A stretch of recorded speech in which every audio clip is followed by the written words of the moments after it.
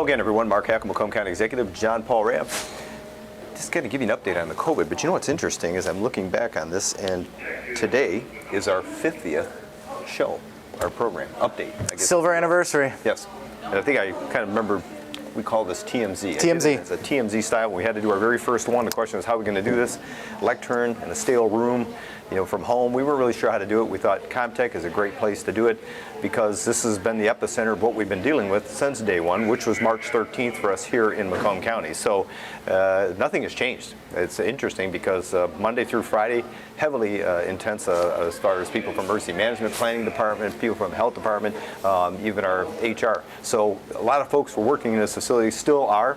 The weekends are probably still kind of, we're working through some of the issues, but not as intense as it once was. But this is where it all began and has continued through. So why TMZ? Well, kind of like you've ever watched that show on TV, and it's kind of one of those, they talk about people that are, I guess, movie stars. Celebrity gossip. Yeah, right. And so with that being said, we realize this isn't about gossip, it's about real information, real news, and we wanted people to tune in to macombgov.org to get real information from what's happening here in Macomb County. But what a backdrop, and this is what we continue to monitor when it comes to traffic. So TMZ, if you actually, the real show TMZ, they call it the 30-mile zone. That's around Hollywood. That's where the terminology came from. We turned it into the Macomb zone. So in other words, TMZ kind of giving updates on what's been happening. And today is our 50th update show, if you will. And yet we're only in, 147 days. That's correct. 147 days into this 50th show. If you do the math, that's about one every 3 days. So, good job. Appreciate working with you on this. And, we get a good response. I guess a lot of people do tune into this, which is great. So with that being said, enough of the fluff. Let's talk about some of the stuff. What's going on with the numbers? So, Mark, it's always been an interesting conversation if we continue to track the numbers. The premise is the numbers will continue to rise until there is an active treatment out there, whether it's a therapeutic that's being discussed at the federal level or any type of vaccine that comes down anywhere from around the globe.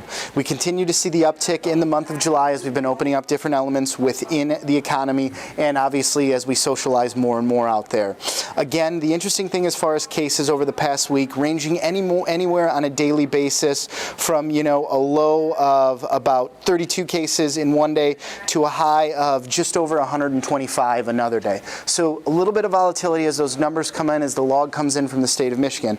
But again, we focus on the whole ability to manage and also respond to wherever the virus is going.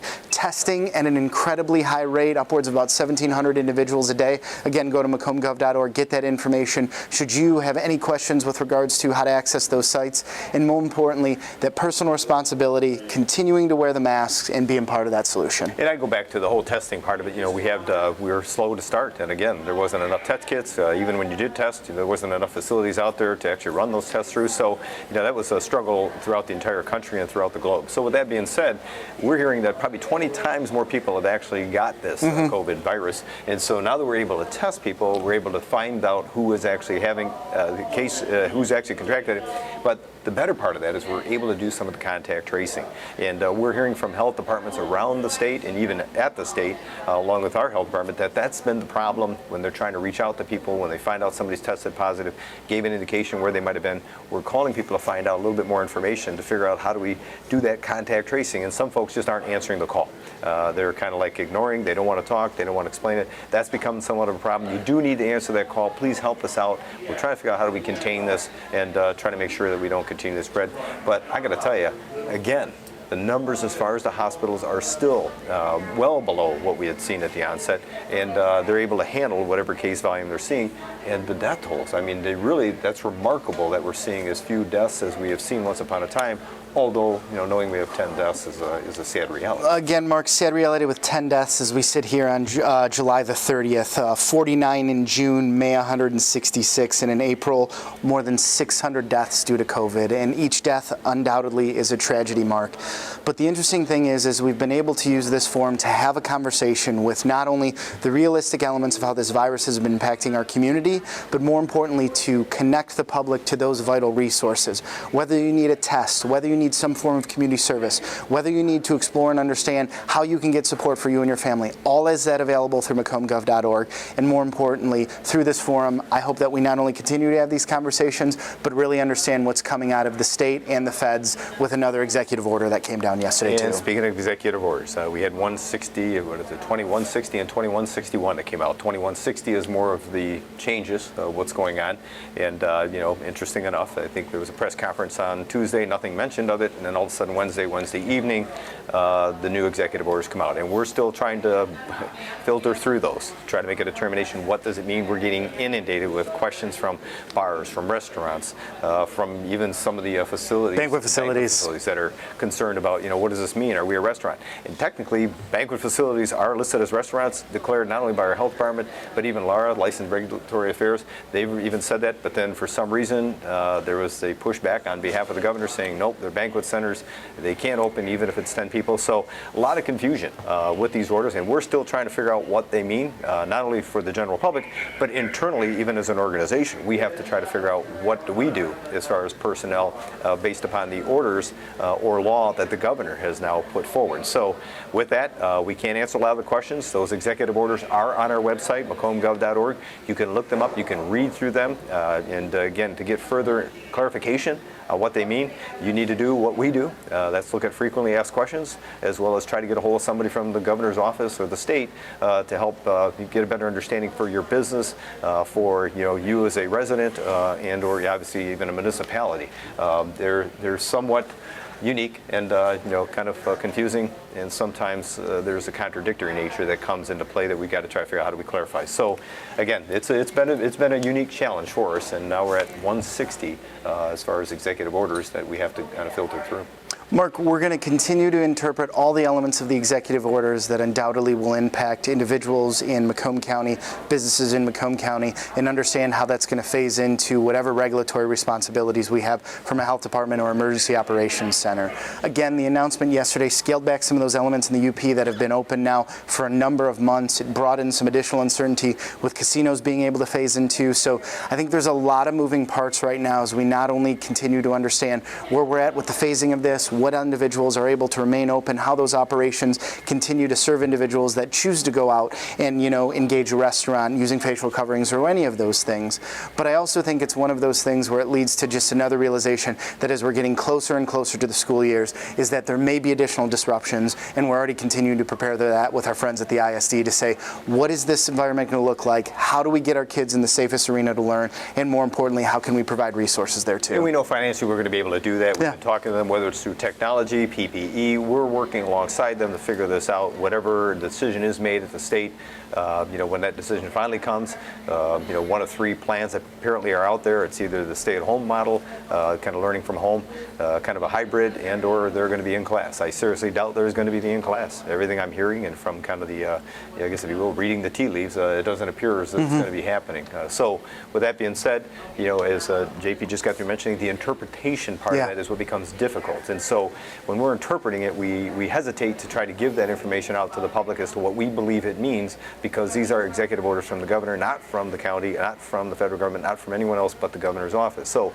we want to encourage those that are questioning or concerned about what does it mean for them, their business and or government entity, they need to reach out to the governor's office for that clarification, because they are the governor's orders. So, I hesitate interpreting because we've been wrong before, and that's caused us some headache. And so with that being said, you got to really call the governor's office for clarification. Mark, I think another thing that's been really refreshing too is the connectivity that we've had with a number of regional counterparts, whether it's the continuous conversations that we've had with our friends over in Oakland County, looking at some of that connectivity down into the city of Detroit and Wayne County, and the way that the governor has kind of grouped all of Southeast Michigan.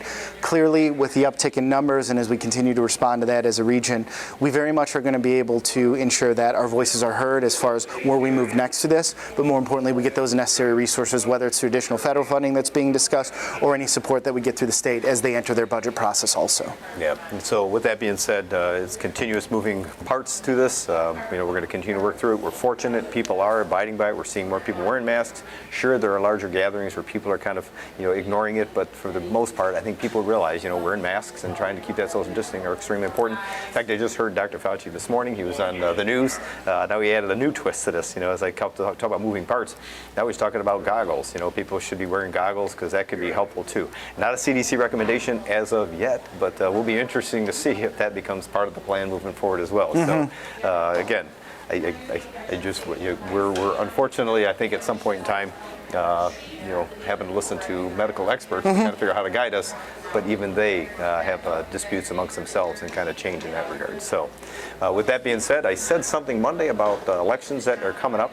Again, the primaries next Tuesday, August 4th. It's important for people to vote. I think every one of us has that constitutional right. And with that being said, we hope you take advantage of that. But a reminder to those that are thinking about it, if you're looking to do it absentee, you have to this Friday to get a ballot mailed to you. But again, you still have the opportunity to go ahead and get one of those absentee ballots at a clerk's office. In fact, all the clerks come together. There's an open opportunity on a Saturday where you can go ahead and pick up one of those absentee ballots. And if you do have an absentee ballot, you have to have it delivered. If I'm not mistaken, you can actually deliver it on the day of the election, but you have to do it before. Postmarked. Yes, you have to deliver it in hand, I think. So you need to be cautious of that. But for more information to understand what this means, go to macombgov.org. We'll have an icon right on the front page of that about the elections, about absentees, how you can get that, and all the information you need about the elections, the technical nature of this. So, Fred Miller, the clerk, had mentioned this last week after we did our show, that you still can pick up an absentee ballot at a clerk's office, your local clerk's office. So city, village, or township, that's where you want to pick them up. And again, I highly encourage people to get involved in the election process and vote for people that you believe are going to best represent you. Absolutely, Mark. It's been an interesting process. My wife and I, we usually like to go to the polls together and vote and everything. But having that moment at the table where we've looked at the absentee ballot, understanding how everything lies, and specifically in these very unique COVID times, how individuals have still tried to communicate themselves as not only candidates, but where they see our local municipalities going, and even some of the county races too. So very much still want to get folks engaged in that process. And again, macombgov.org. Yeah, and I too, I'm one of those folks that ever since I was a kid have always gone and got my, I went and voted. I never did absentee, and this was the first time I've decided to do that because I didn't want to deal with the unique nature of the challenges that might be put forth at an election polling area. Gonna miss those people handing out pencils and nail files like I used to do as a kid, but also not getting that little sticker that said I voted. So with that being said, maybe I'll just make up one of my own and walk around on Tuesday. I just want to know how Fred's going to get us our stickers that say I voted. Sure he's going to find a way. I'm sure he's going to find a way. So with that being said, we're going to continue to monitor what's going on, continue to update you. Again, this is our 50th one, and it's been a pleasure. There's a lot of people behind the scenes that we have to thank for this. Whether it's people from the planning department, our communications team, Maria and folks, John Swickla, John Fleming, who does some of this, Matt, who's he fills in and he helps out with some of the technical nature of this. Kim, my secretary. We've got a ton of people that are engaged in helping us through this process, and even Dan Heaton, who no longer is with us, who kind of started at the onset of this. He's off to greener pastures, working over at Tacom Tardec area. We got to thank him too. So a lot of folks who are behind the scenes to help make this happen, so that it comes off at least somewhat palatable, even though JPR are the ones that are communicating this, and even our fans that kind of tune in once in a while and kind of try to keep us on the right track. Yes, that's a good point. Specifically his family members, as well as some others that sometimes have some unique editorial comments. Oh yeah, editorial comments. At times we got to read something, kind of like you do on TMZ. Harry, you're this. JP, you're that. So we ought to do that once in a while. Maybe we can see. So we're trying to get a little bit lighthearted about it. We know there's still a challenge out there. People are still. It's frustrating. A lot going on right now in society, and again, we try to figure out how do you not take things too serious, but realize we do have a serious issue that's out there, and it's this COVID virus, and we all need to be part of the solution here. So as we continue to recommend, wear that mask, social distance, wash your hands, and whether we're going to be wearing goggles or not, I don't know. We'll wait and see. But for the most part, we want to make sure that you keep you and your family safe. And thanks again for tuning into this version of the 50th anniversary of our TMZ here. Thank you.